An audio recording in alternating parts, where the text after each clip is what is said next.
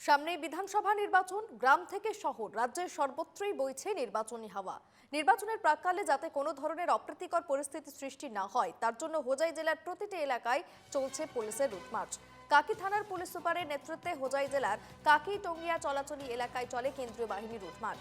মূলত সাধারণ ভোটারদের নিরাপত্তা নিশ্চিত করতে এবং আইন শৃঙ্খলার উপর নিয়ন্ত্রণ বজায় রাখতেই অসম পুলিশের এই বিশেষ পদক্ষেপ।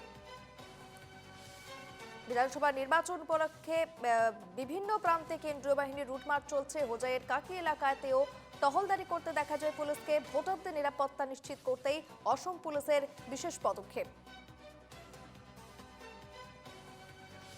মই প্ৰথমতে চবকে ৰাইজক মানে নমস্কাৰ জনাইছোঁ। মানে আমি এইটো যিটো ডেইলি হৈ থাকে এইটো মানে আমি গধূলি যিটো ৰুট মাৰ্চ মানে আগন্তুক যিটো ইলেকশ্যনৰ কাৰণে আমি সেইটো মানে হেৰি কৰি আছোঁ, এৰিয়া ডমিনেশ্যন কৰি আছোঁ। আমি সেইটো আজি বুলি নহয়, আমি কেইদিনৰ আগৰ পৰা আমি কৰি আছোঁ, তাৰ আগতলৈকে আমি কৰি থাকিম যাতে আমাৰ এৰিয়াত মানে এই হোজাই ডিষ্ট্ৰিক্টত যাতে কোনো গণ্ডগোল বা কিবা নহয় সেইটো লৈ মানে মই চবকে মানে হেৰি কৰিব দিছোঁ যাতে আমি শান্তিৰে মানে আমি যাতে ইলেকশ্যনখন পাৰ হ'ব পাৰোঁ।